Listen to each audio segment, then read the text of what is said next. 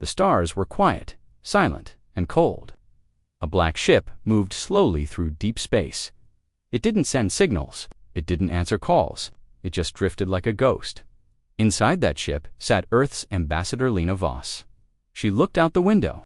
At the council station ahead, floating like a giant spider's web, her ship was small compared to the alien station, but she didn't flinch. "Are you ready?" her pilot asked. Lena nodded. "They won't listen, but we will speak." The docking port opened. Cold lights flashed. Armed alien guards watched her carefully as she stepped out. She was alone. No weapon, no backup, only a message. Inside the grand hall of the Galactic Council, thousands of alien leaders filled the room, scaled ones, feathered ones, even creatures made of light. All eyes turned as the human walked in. A sharp voice echoed from the throne. It belonged to Lord Krail, the High Speaker of the Zarn Empire. "So, Earth sends a message," he sneered. "Let's hear their little cry." Lena stood tall. She pulled out a small cube and placed it on the central table. The lights dimmed. A projection began. It showed a single asteroid drifting in space. Then a flash of light from an unseen weapon. The asteroid was vaporized, cut in half so cleanly that even the dust seemed stunned. Gasps filled the room. "That was real," Lena said. "That was Earth's test shot, just a warning." Silence fell, then laughter exploded. Krail slapped his armrest. "A toy, a parlor trick. You think humans are still children with sticks?" barked another alien commander. Lena remained still. "Earth will not ask again. We want peace. But if peace is not returned, we will act." "You dare threaten us?" A voice growled. "No," Lena replied. "We promise you." Guards stepped forward.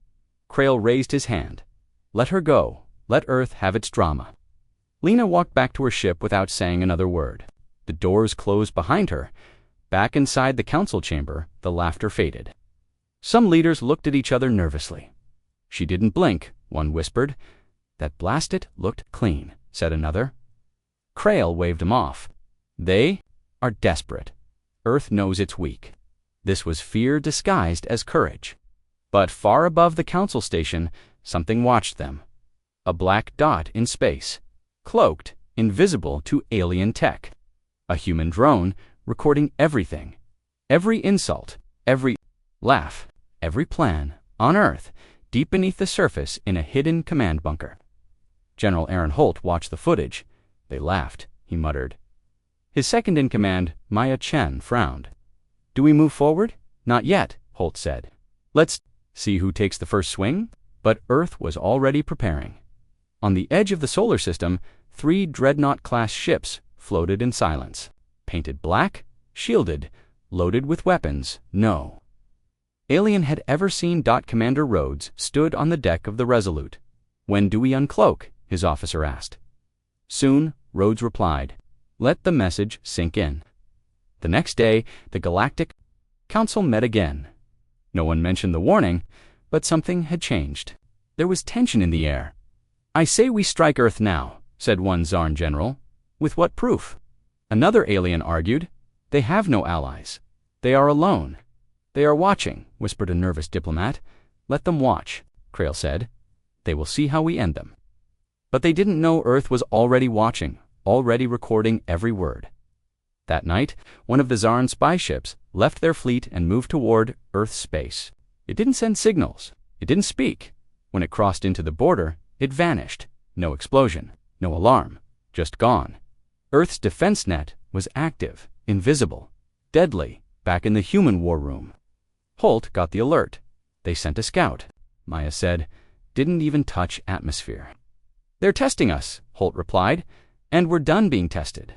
A message was sent from Earth. Only one line, "Do not cross again." The message reached the council, but most leaders ignored it. They bluff. They can't do more. Only a few started to doubt.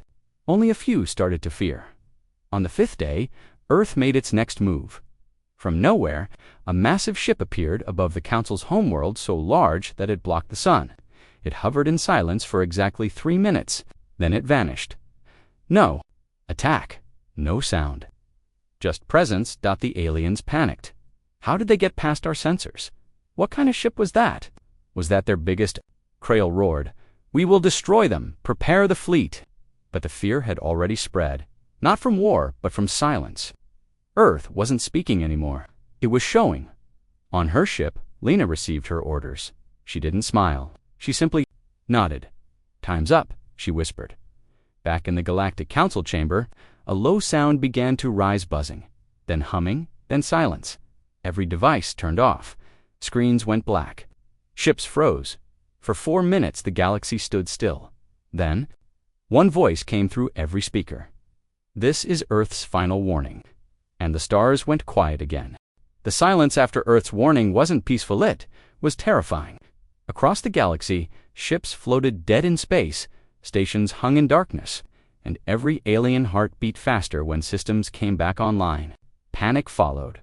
On the homeworld of the Gorak Union, their leader smashed a control panel. They shut us down, without even touching us.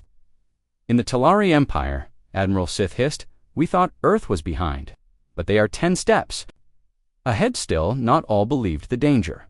Lord Krail of the Zarn Empire stood before his war council. His eyes burned with rage, not fear. "They blinded us for 4 minutes, he growled. "So what? Parlor, tricks, illusions. They have no army to back this up." A younger general shifted uneasily, "But they appeared above our world. No warning, no trace. That ship was silence." Krail roared, "They dare mock us. Then we answer?" He slammed his fist on the table.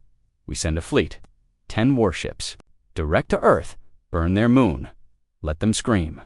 The Zarn Warfleet prepared for launch. 10 dark ships, each armed with plasma cannons and shielded armor. They would reach Earth in 3 solar cycles, but they weren't alone. Far across the void, deep inside a hidden asteroid base, a human team watched everything. Agent Ruiz leaned over a hologram.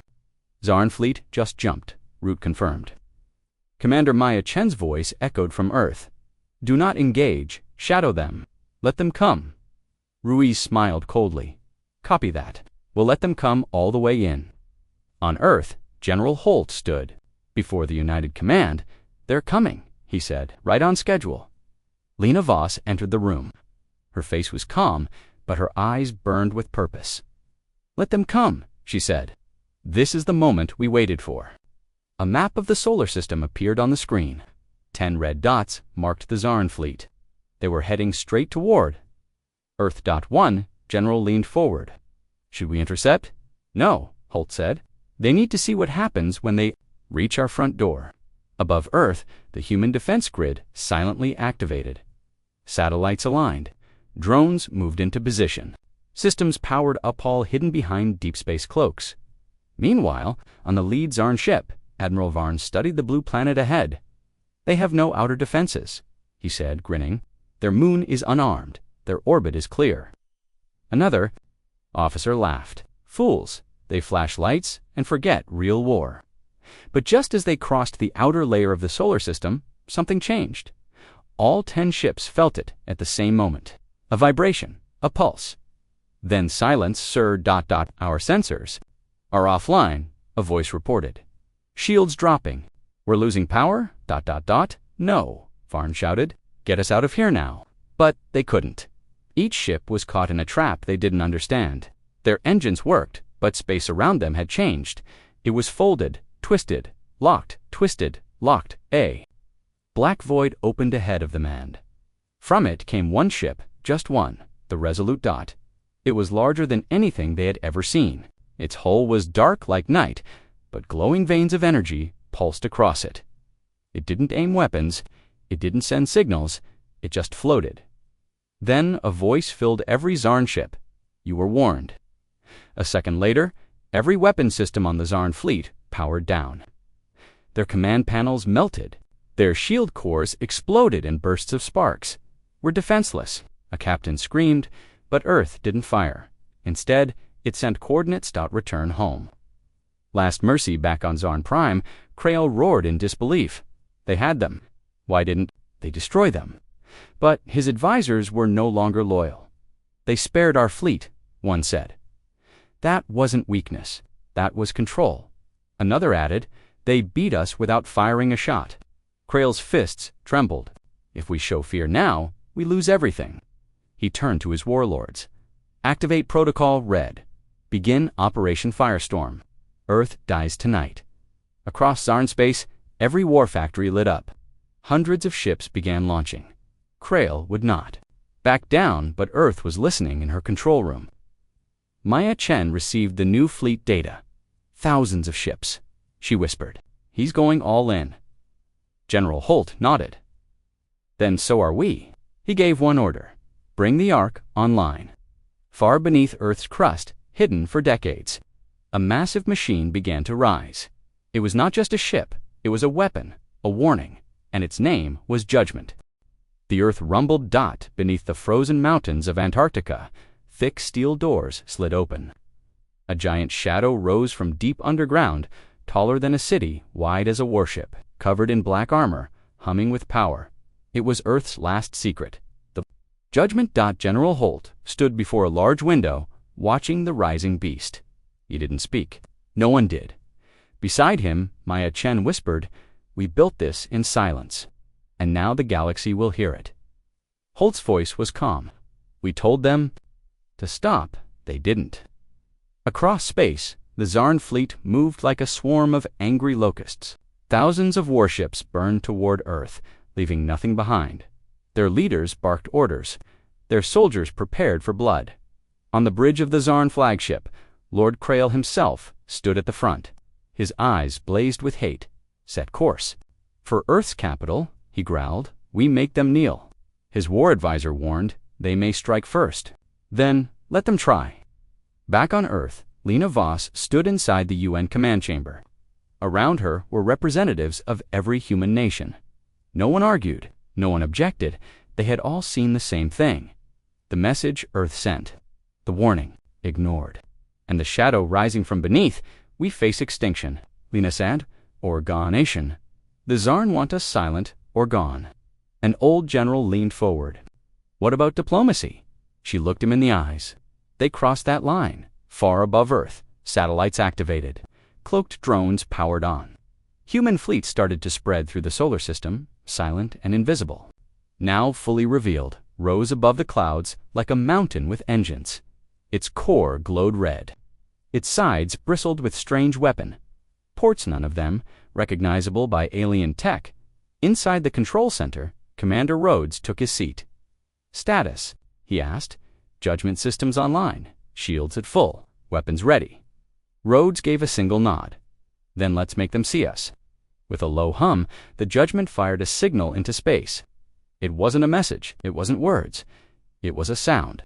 Deep, vibrating, echoing through the stars. The Zarn fleet received it. Not on screens, not through comms they felt it. In their bones, in their ship walls. A cold fear. "What is that sound?" a pilot asked. "It's Earth," another replied. "It's speaking." Then the signal stopped, and Earth's final fleet appeared. 50 dreadnoughts, 200 destroyers, hundreds of smaller crafts, all black, all cloaked until now. The Zarn were surrounded. Krail refused to blink. "We still have the numbers." But Earth's voice came again, this time in words. "Leave, or witness the end." One of the Zarn commanders looked uneasy. "They have us surrounded. Their tech, it's beyond Krail," screamed. "They are just one planet." And then Earth showed what one planet could do. From the Judgment, a single bolt of light shot into deep space. Everyone watched. The beam flew past all fleets. It didn't hit a ship. It didn't touch a station. It hit a planet. A small, uninhabited rock known as XARN-9, used for training exercises. A dead moon. The beam struck it for 1 second, and the planet cracked, then it split. Not exploded split, clean down the center. Like paper under a knife, no fire. No debris. Just a clean halves, slowly drifting apart. Back in the Zarn flagship, no one spoke. The science officer whispered that, "That's not a weapon. That's something else." Another officer's hands trembled. "We can't stop that. We don't even understand it." Still, Krail stood frozen. His pride held him. "Continue the attack," he said, but no one moved. One by one, ships began to power down their weapons. Engines turned. Fleets shifted direction. Krail turned. "What are you doing?" The captain stepped forward. "Surviving. Cowards. Traitors." "No, my lord," the captain replied. "We saw the line, and we are stepping back." The Zarn fleet broke apart, half turned to flee. Some powered down and surrendered. A few stayed frozen, waiting, was left alone. His flagship remained. He stood on the bridge, shaking with rage. "You don't scare me, Earth." His crew looked at him with fear. "Sir," one said, "their Gentleman ship, it's turning toward us." And it was. The great black weapon moved slowly, pointing directly at the Zarn command ship. Inside the Judgment, Commander Rhodes raised a hand. "Do we fire?" a pilot asked. Rhodes waited. Then a message came through. "Lena Voss, not yet." She said, "Give him a choice." Her voice was calm, sharp, cold. "This is Earth," she said over open frequency. "Your fleet is broken. Your people are watching. Step down, Krail, or join the planet you just saw fall apart." Krail's lips trembled. "I will not bow," but his voice cracked on the screens. His own generals were sending out messages. "We surrender, we seek peace, we submit." And, finally, after long silence, Krail spoke to words. "I yield." The galaxy heard it. Earth had done the impossible. Without wiping out cities, without taking lives, with only control, with only precision, more terrifying than destruction itself. Back in the Earth command bunker, General Holt closed his eyes and let out a slow breath. "It's done," he said. "No," Maya Chen replied. "It started." In the stars, the human fleet held position. The Judgments slowly returned to orbit, and the galaxy, for the first time in history, listened to Earth. The galaxy was quiet. After the Judgment split a planet in half and the Zarn fleet stood down, no one dared to speak against Earth. For the first time in galactic history, the smallest voice had become the loudest. But deep inside the shadows of space, fear was not the only thing growing. Jealousy had started to burn in the hidden corners of the universe. Powerful species watched Earth rise and they didn't like it.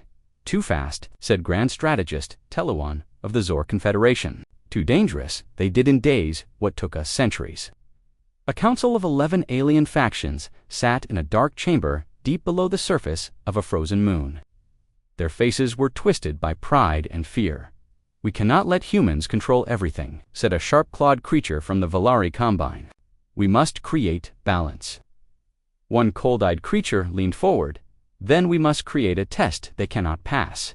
Meanwhile, Earth celebrated, but not loudly. In the UN Space Command, General Holt stood before a large star map. New requests were coming in. Dozens of alien species asking for human protection, human technology, human alliances. "We're not conquerors," Holt said, "but they're treating us like we're gods." Lena Voss entered, reading a datapad. "The Zarn have signed a peace agreement. They're sending resources, tech, and even officers to Earth." Maya Chen raised an eyebrow. "They'd fast? They want to survive?" Lena said. "Fear changes everything." "Good," Holt replied. "But fear doesn't last. We need respect, and respect would not come easy." In orbit, the Judgment floated silently above Earth, a black giant casting its shadow over cities below. Civilians looked up with pride. Children pointed. Adults stood in awe, but some were afraid. On Earth, "We built a god," one reporter said in a news broadcast. "Now we must control it." Back in deep space, the secret alliance of alien empires moved forward. They called it the Trial. A test, a trap, a challenge. Earth couldn't refuse. It began with a signal, a weak, panicked call for help. The signal came from a dying planet near the edge of the known galaxy.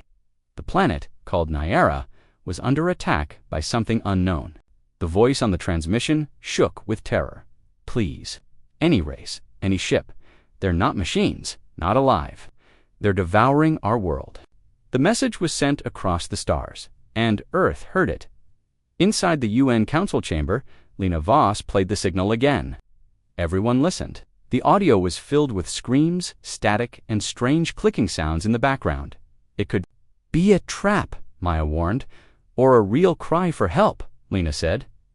General Holt folded his arms. "Either way we answer. If it's real, we save them. If it's a test, we pass it." Commander Rhodes, now captain of the Judgment, received the new orders. "Set course for Nyara," Rhodes told his crew. Let's see what kind of monster eats planets. The Judgment left Earth orbit in silence. Alongside it, 4 support ships followed, each carrying elite human marines, drones, scientists, and war analysts. As the fleet approached Nyara, the system looked strange. The sun was dim. The space around the planet shimmered. Static interfered. With every scan dot, then they saw it. The planet was not being bombed, it was being eaten. Chunks of land floated upward, pulled into a dark shape above the surface. A massive living creature, or maybe a machine, was devouring the world like a predator, tearing apart a corpse. "What is that?" gasped a young officer. Rhodes stared at the creature. It had no clear shape. It moved like a shadow. It had no eyes, no engines, no signals. Just hunger. "Scan it," Rhodes ordered. Nothing. No tech, no radiation, no life signature. It's invisible to everything we use. The creature turned slowly toward the human ships, as if it had smelled them. "Shields up," Rhodes shouted, but the creature didn't attack. It released something. A cloud of dark matter burst toward the fleet, moving fast, silent, and unstoppable. The support ships tried to dodge. One was too slow. The celestial dawn was touched by the cloud and vanished. Not destroyed, not exploded, just gone. No debris, a pilot whispered. No signal, just erased. Lena, watching from Earth, stood frozen. "What are we facing?" "A weapon," Holt replied. "One we've never seen?" "No," Maya said slowly. "Not a weapon, a test. Someone wanted us to come here. Someone wanted us to face this. Then we answer," Holt said. "With everything back on the Judgment," Rhodes made a call. "All weapons online, fire on my mark." The Judgment's main cannon began to charge. Its glow lit up the dead system like a sun returning to a dark sky. "Target locked," the weapons officer said. Awaiting command, Rhodes took a breath. Fire. A beam of pure energy shot forward straight into the heart of the creature. The result was silence. Then movement. The beam hit but passed through the creature as if it were smoke. Direct hit, no damage. The creature twisted, coiled, then launched itself at the fleet before it reached them. Something happened. Another ship arrived. Not human, not alien, something older. It looked like a broken ring, glowing with white light. It floated into the battle zone and sent a wave across space. The creature froze, turned, and disappeared, vanished into dark matter. Everyone on the Judgment stared. What just happened? The ring-shaped ship sent a message only to words, "Not ready." Then it left, gone in a blink. The humans sat in silence. Back on Earth, the message repeated, "Not ready." General Holt narrowed his eyes. "Who sent that?" Lena whispered. "Someone bigger than us, bigger than them, watching." Maya's voice shook and testing. The galaxy had changed again. Not because of what Earth had done, but because of what had just watched. The battlecruiser Horizon Blade hovered above the broken remains of what was once the trade hub of Velker 7 below. Glowing magma lines marked the planet's split-core silent proof of Earth's power. But the silence didn't bring peace. It only brought fear. Inside the command deck, Captain Reyes stared at the shattered world through the main viewport. "Any transmissions from the Velkar Alliance?" he asked. Lieutenant Ava shook her head. "None. Complete silence. No rescue ships, no diplomatic messages. Just ... nothing." Reyes turned toward Commander Imani. "To quiet." "I don't like it," Imani nodded. "They're regrouping, watching, planning their next move." Suddenly, an alert blinked red on the console. A warning tone rang out. Ava gasped. "We're being scanned." "High-energy scanned origin. Unknown, but it's powerful. More powerful than anything we've seen." The crew went silent. "Source," Reyes barked. "TRIANGULATING ... Ava's fingers flew across the screen. Her voice dropped. "It's not coming from the Velker system. It's coming from deep space. No known coordinates. It's a ghost signal." Reyes felt a chill crawl down his spine. "Put it on screen." The main display flickered. At first, nothing but static. Then a single word flashed in strange, glitching text. "Return." Reyes frowned. "Return? Return what?" No one had the answer. Suddenly, the power flickered. For a moment, all lights dimmed, and the engine slowed. Ava whispered, "Sir, ... Something just touched our systems. Like ... Like it walked through our firewalls. It walked through them," Imani repeated, "not forced. No, it didn't break anything. It just moved through, like it was alive." Reyes stood up, shut down external comms, close all non-critical systems. "I want full isolation." "Already on it," Ava said, her hands moving fast. Reyes leaned closer to the viewport. Somewhere out there, something was watching. And it wasn't the Velkar Alliance. "Commander," he said, "prep a recon drone. We're going to send it in the direction of that ghost signal." Minutes later, the drone launched into the darkness. Small, fast, and armed with a hyperspectral sensor, it moved silently beyond the range of most sensors. "Telemetry active," Ava confirmed. "Getting signal back, wait." The screen showed the drone flying through empty space. Then something moved. Not a ship, not an asteroid. It looked like a shadow, but not a shadow made by light. It was something darker than space itself. It had shape, but no form. Edges, but no surface. "What ... is that?" Imani whispered. The drone moved closer. A strange clicking sound came through the feed, like hundreds of claws tapping on metal. "Pull it back," Reyes ordered, but it was too late. The feed turned to black. Looked at his officers. "We're not alone. And it's not the Velkar." Imani stood still, her jaw tight. "Something else is watching this war, ... or using it." Ava turned pale. Maybe the warning wasn't from Earth. Maybe it was a response to something waking up. Reyes nodded slowly. And maybe splitting the planet didn't just scare the Velkar. Maybe it awoke something older, far away, deep in the galactic core. A creature opened its eyes that had not opened for 10,000 years. It had been sleeping since the fall of the First Flame Empire. Since the last time a planet had been split by artificial hands, now it stirred, because humans had done it again, and they had done it with power they didn't fully understand, back on Earth. In a secure underground facility, the warning lights flashed red. Dr. Helen Zhao stared at the ancient console. Project Leviathan just went active. The room went silent. "You're sure?" asked General Mason. Zhao nodded. "Yes. The moment Horizon Blade fired that weapon and split Velkar 7, the old machines detected it. They think we've restarted the Leviathan protocol." "But we didn't," Mason said, confused. Zhao stared at the monitor. "That doesn't matter. The universe thinks we did, and now the ancient guardians are waking up." Mason's face darkened. "So Earth's warning shot might have triggered more than just a war." Zhao replied quietly, "We may have triggered judgment." Back on Horizon Blade, Reyes called for a closed council meeting with all senior officers.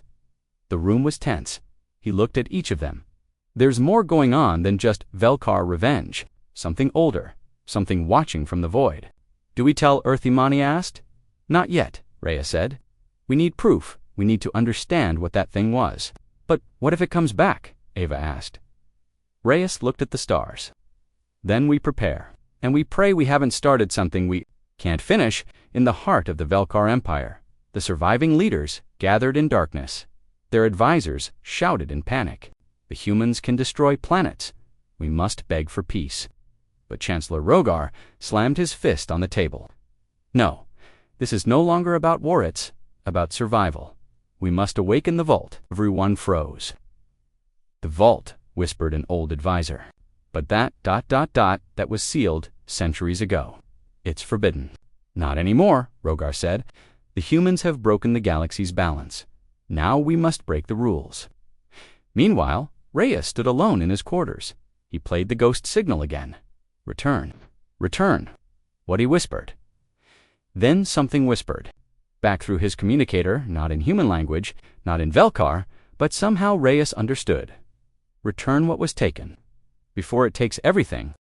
The stars above the rim colony of Zeriel blinked quietly. Below them, alien traders moved through the outposts.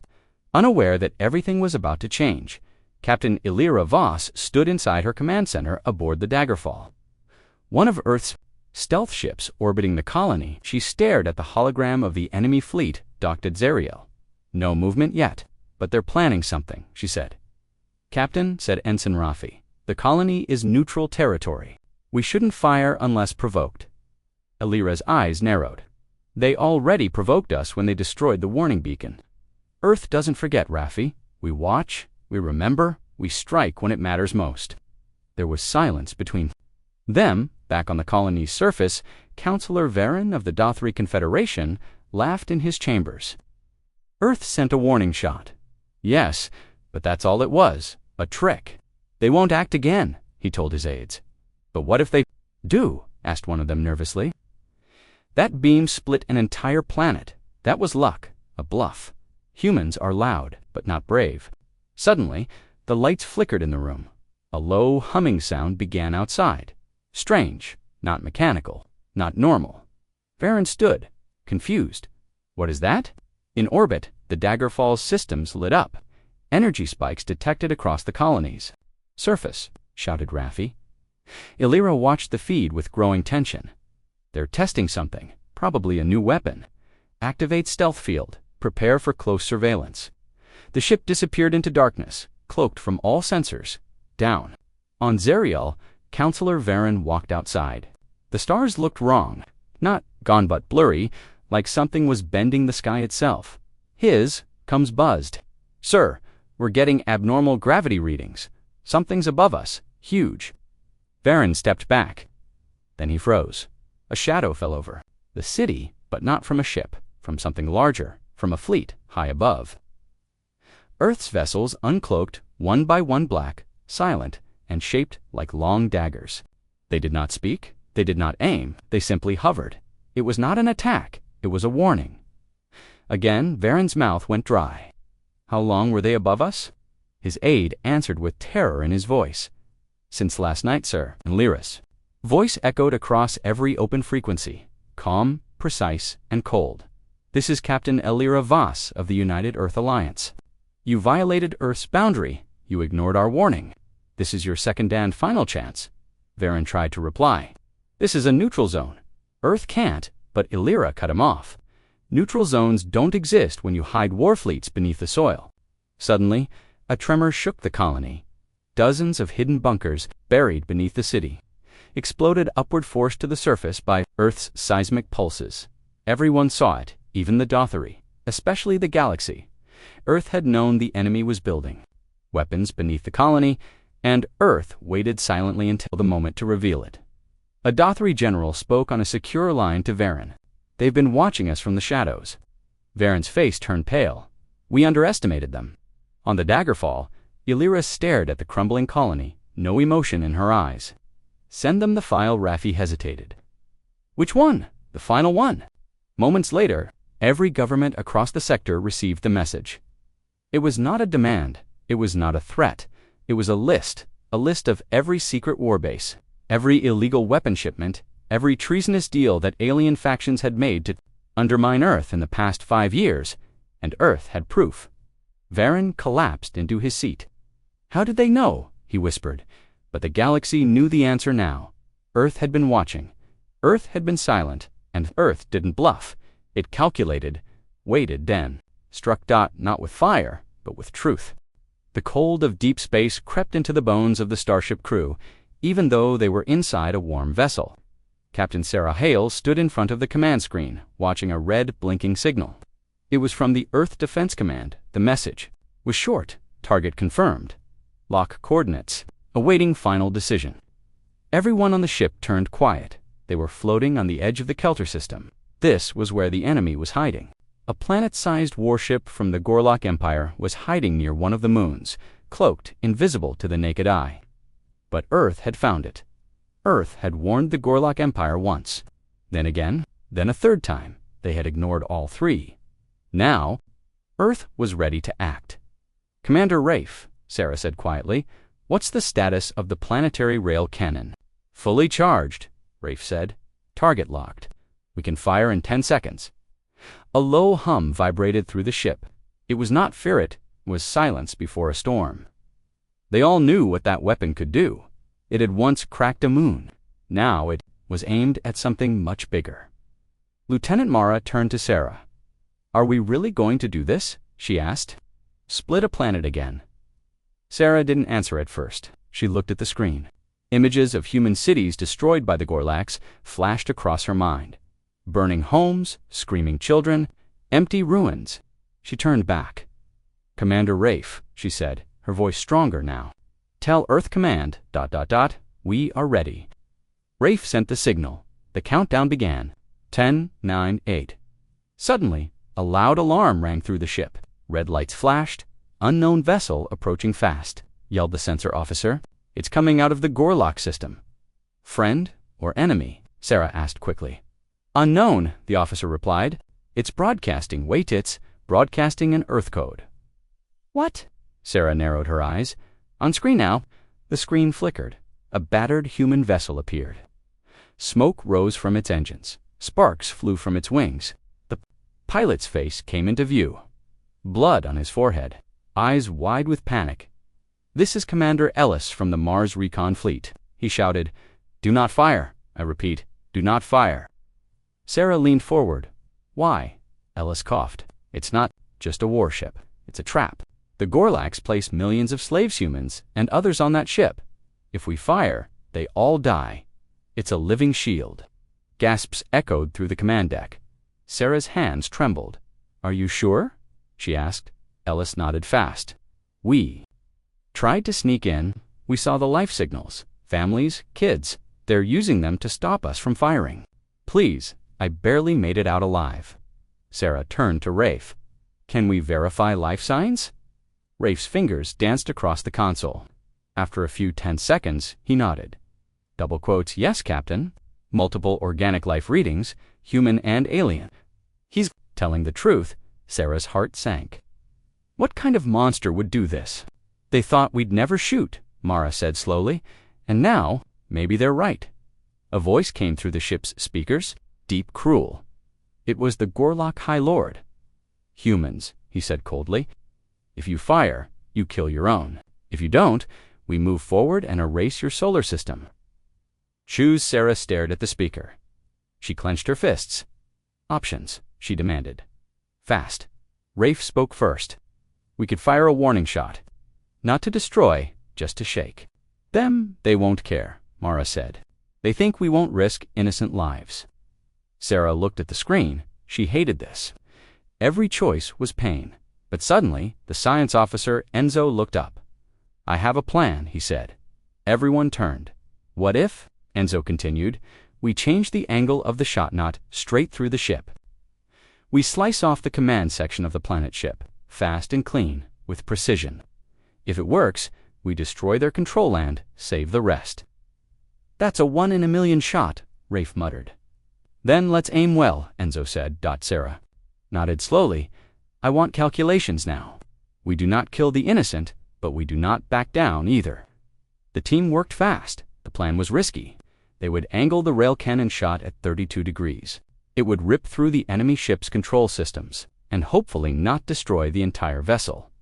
Sarah stood tall. Final check, everyone ready. One by one, her officers nodded. "Fire," she said. The hum grew into a scream. Then the cannon fired. A silent beam of light raced across space. It struck the planet ship in a heartbeat. The screens went white, then silence. No explosion, just quiet. Then the sensors lit up. "Target impact confirmed," Rafe shouted. "We hit the command core Gorlak signal. Lost. And the life." "Signs?" Sarah asked. "They're stable. We didn't hit the shielded sections. The people are alive." Cheers erupted on the deck. Then, a new signal. It was from the prisoners. A human voice crackled through. "Whoever you are, thank you. The Gorlak commanders are gone. We're free. Please help us get out." Sarah finally smiled. It was small, but it was real. She turned to her crew. "We didn't just fire a weapon," she said. "We sent a message." Mara nodded, and saved thousands of lives doing it. Sarah looked at the stars ahead. The war was not over, but Earth had proved something. That day, they could strike hard, ... and still hold on to their humanity. The darkness of space had never felt so cold. Captain Alara sat silently in her command chair. The lights on Earth's flagship Sentinel-1 flickered under emergency power. Outside the window, stars floated like silent witnesses to the destruction they had caused. Everyone on the bridge was quiet. No one spoke. No one moved. They had done it. They had destroyed a planet. And now, the galaxy had finally listened. But the silence would not last. "Captain," said Lieutenant Monroe, breaking the still air, "we're getting multiple signals. Different alien species, all demanding to speak. Some are ... scared. Others are furious." Ilara nodded slowly. "Show me the list." Monroe tapped a few buttons. A holographic screen floated in front of Ilara, filled with names of known and unknown empires. The Vrikan Hive, the Council of Red Stars, the Tezzeri Combine. Some had mocked humanity before. Others had stayed quiet. But now they all wanted answers. Behind her, Commander Reyes spoke up. "You think they'll come for revenge?" Ilara stared at the image of the shattered planet still lingering on the screen. The pieces still burned. Life that once thrived there was now gone, erased in seconds. "By Earth's weapon, they might," she said. "Or they might surrender." There was a long pause. Then the ship shook violently. "Impact detected," Monroe shouted. "Something just dropped out of warp near a large ship. Unknown configuration." Ilara stood, raised shields. "Hail." Then seconds passed. "No response," Monroe said. "They're powering up weapons." Reyes cursed. "We just destroyed a planet. Of course, someone would try to strike first." But Ilara raised a hand. "Hold fire. Let's see what they do." On the screen, a massive alien ship appeared, long black, like a knife cutting through space. It had no markings, no lights, just silence. Then finally, a message came through. The voice was cold, synthetic. "We are the archivists. You have broken the rule." Ilara frowned. "Archivists, we've heard of them. Old legend. They watch from the shadows." Monroe turned. Pale, they were supposed to be extinct. The voice continued, "No species has dared use a planetary weapon in 10,000 years. Now, your kind has broken that silence. There will be consequences." Ilara stepped forward.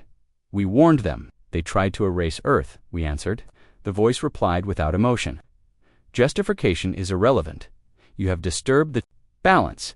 You will come with us." Ilara narrowed her eyes. "And if we don't?" There was a short silence. "Then we will erase your home as you erased theirs." Panic spread across the bridge. Reyes whispered, "They're serious." Voice was sharp. "Tell them we'll talk."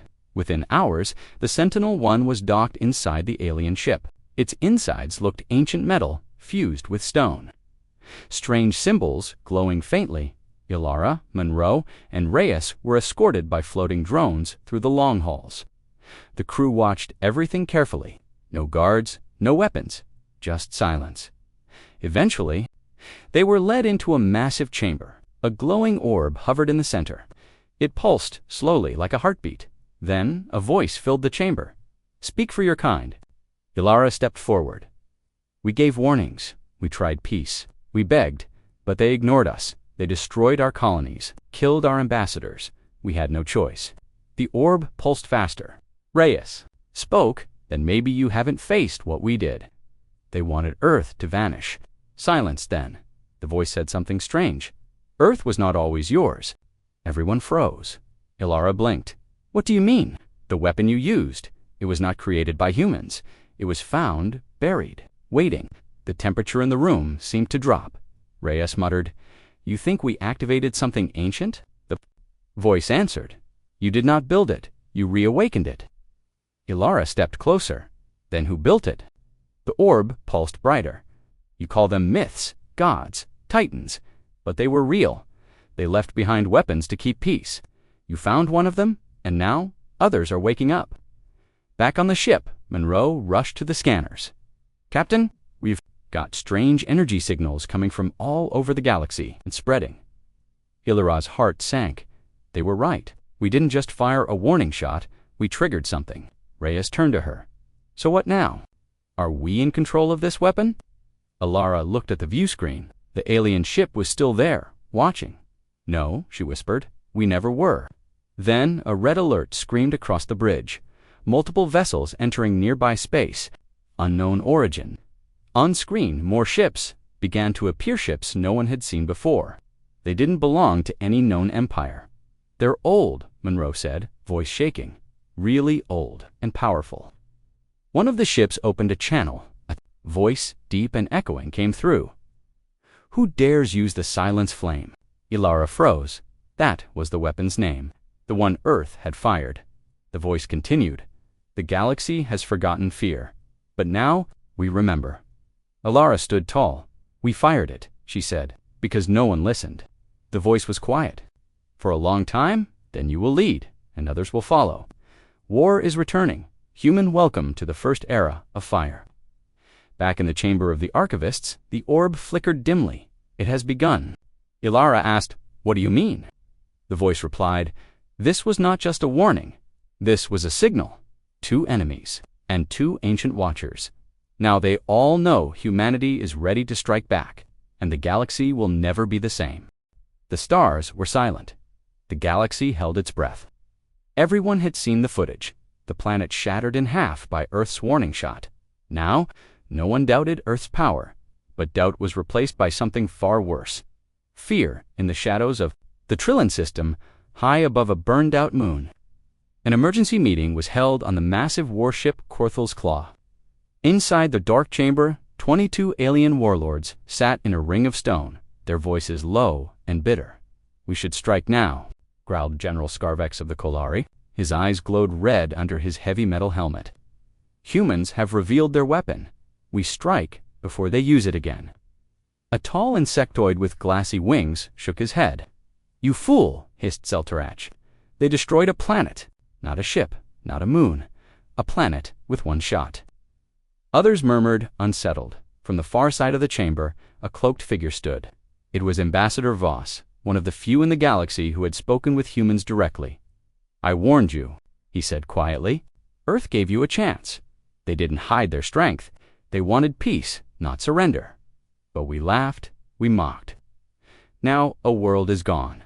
Scarvex slammed his fist on the table. "Then what do you suggest? Coward? Bow to the Terrans." "Let them rule." "No," Voss said. "I suggest we listen, because I've seen something none of you have." The chamber went silent. "I've seen Earth's second weapon, back on Earth, deep in the underground command base called Egypt." Corps Commander Lin stared at the holographic map. "We intercepted the signal," her aide said. "The warlords are panicking, but they're also preparing something." "Good," Lin replied. "Let them gather. Let them think. The more they talk, the more afraid they become." "What about Operation Ghost Storm?" She smiled faintly. "Activate Phase 2. Make them believe we're not watching, but we are." Lin turned. "We're always watching." In a distant nebula, a small scout ship crept near an asteroid. Field inside, 2 alien spies from the Drevik Syndicate whispered, "You sure this is the source?" asked the first. "Positive," the other said. "We followed the human cargo routes. There's something hidden in those rocks." As they moved closer, they noticed strange metallic structures built into the asteroids. Then silence. The ship stopped responding. No lights. No sound in less than 3 seconds. The Drevik spy ship was gone, vaporized without a trace. No shots were fired. No warning was given. Only a single message remained. Floating in space, you were told. Meanwhile, Captain Reyna of the Terran Expeditionary Fleet leaned back in her chair aboard the TNS Revenant. "They're hunting for us," she said. "They think they can find our true weapons." Her second-in-command, Elias, smirked. "Let them try." She looked out at the stars. "This is what happens when you mistake silence for weakness." Elias nodded. "We warned them, and we gave them mercy. Once Reyna's eyes hardened, there won't be a second warning." In the center of the Galactic Union, panic spread like wildfire. Trade routes froze. Worlds locked down their spaceports. Civilian ships stayed docked one by one. Governments contacted Earthsum begging for peace, others demanding answers. Earth replied with calm words, but behind every message was the quiet threat. No one dared to test it, but not everyone was afraid. Deep in the Helix abyss, a forgotten species awakened. The Shivari had been sleeping for 2,000 years, buried in the dark corners of space. Their ships were living creatures, shaped like serpents and stars. They had no fear of Earth. "We ruled the stars before these warm-blooded children knew how to light fire," hissed their high priest. "And now they burn our skies with toys." The Shivari fleet stirred. Their first act, attacking the border world of Valus, a human colony. The assault began without warning and ended with one name whispered from the wreckage: Project Ragnarok is real. Back at Aegis Core, alarms rang. Commander Lin stared at the display. They attacked Valus, her aide whispered, over 10,000 dead. She didn't speak, ma'am. Send the Revenant, she ordered coldly, and awaken the Phantom class. Phantom class? That project's still classified? She turned to face him. In orbit, above Valus, the sky tore open. The TNS Revenant exited hyperspace like a ghost. Alien sensors struggled to track it. Its hull was made of dark matter alloys, absorbing all light. It didn't fire missiles. It didn't use plasma dot instead. It simply entered enemy ships, and they stopped existing. One by one, the Shivari fleet vanished, not destroyed, erased, as if they had never existed at all back on Earth. Scientists watched quietly. It worked, whispered Dr. Kale. Phase 3 is stable. Good, Lin said. Because the galaxy just broke the last rule. At the Galactic Council, panic turned to silence. Again, and for the first time in 1,000 years, a new proposal was made. A single voice said it first. I move that we name Earth as the new neutral superpower. Some objected, most agreed. The ancient warlords lowered their heads because Earth had spoken twice, and the galaxy had paid the price each time. Now, they had only one question left. What happens if Earth stops warning? The silence after the destruction of Krogel 4 was louder than any explosion in the blackness of space. Debris floated where once a proud alien planet had stood. The planet had been split in two, like a fruit cut clean down the middle. No survivors, no warning. Only a cold final message had played on every frequency. You were warned. Admiral Turan stood aboard the Earth warship Vengeance. His hands were behind his back, his face calm, but his eyes were burning. He turned to the officers on the command deck. Is the message confirmed? Yes, sir, said Commander Ruiz. The broadcast reached every system in the region. The entire galaxy knows. There was silence again, heavy. Then Tehran said, begin cleanup. Send drones to scan for surviving technology. If the Zarn left anything behind, I want it secured. Just as the crew moved into action, a sharp alarm rang out. A technician shouted, incoming ship! One vessel, approaching fast, non-Zarn but unknown origin.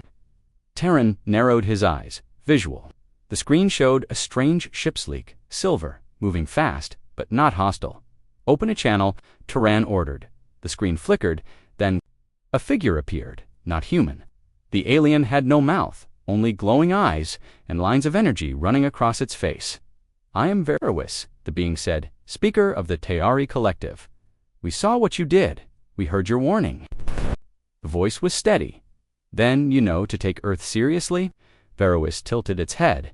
We come not to fight, but to understand. That kind of weapon what you used it defies our science. It split a planet in half. What is it? Terran didn't answer. Verowis continued. The Zarn were feared across the galaxy. And yet, you destroyed them in days.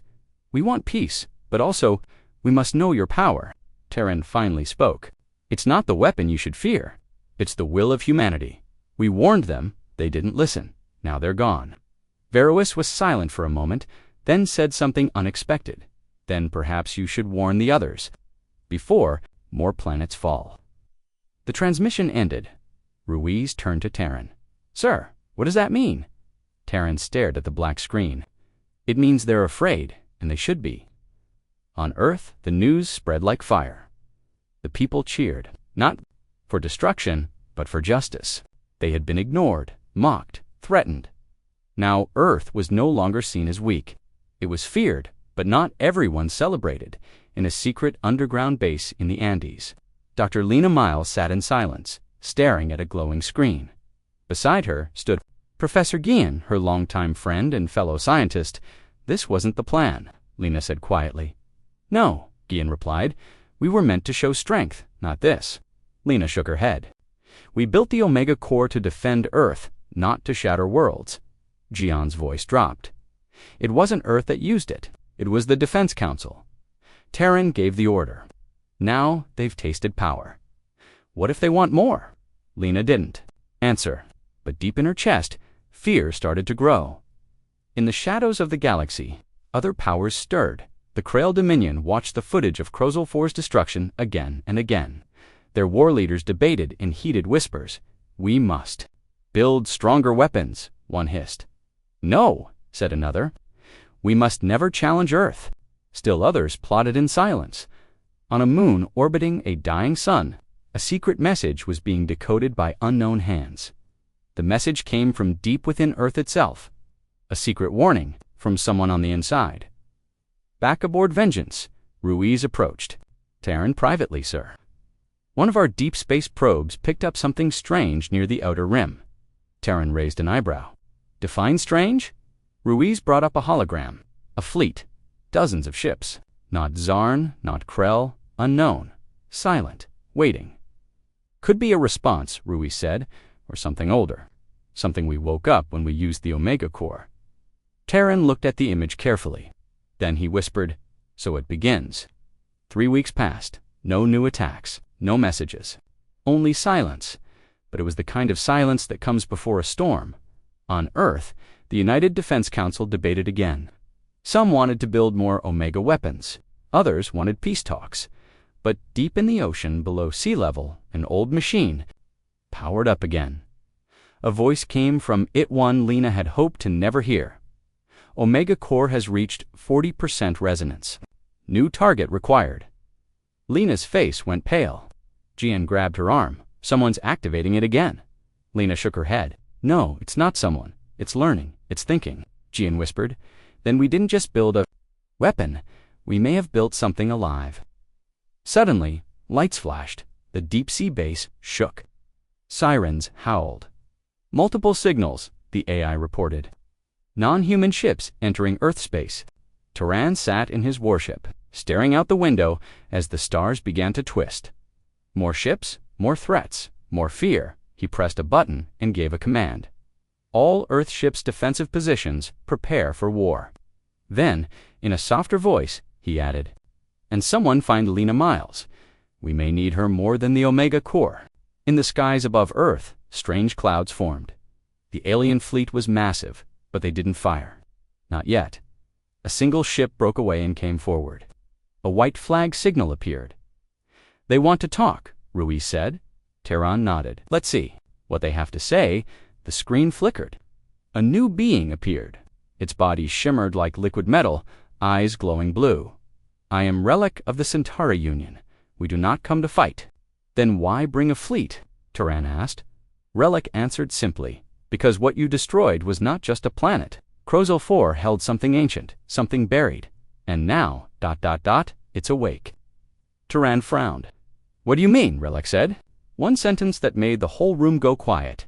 "You didn't end the war. You started something worse." Lena stood on the ocean floor, staring into the heart of the Omega Core.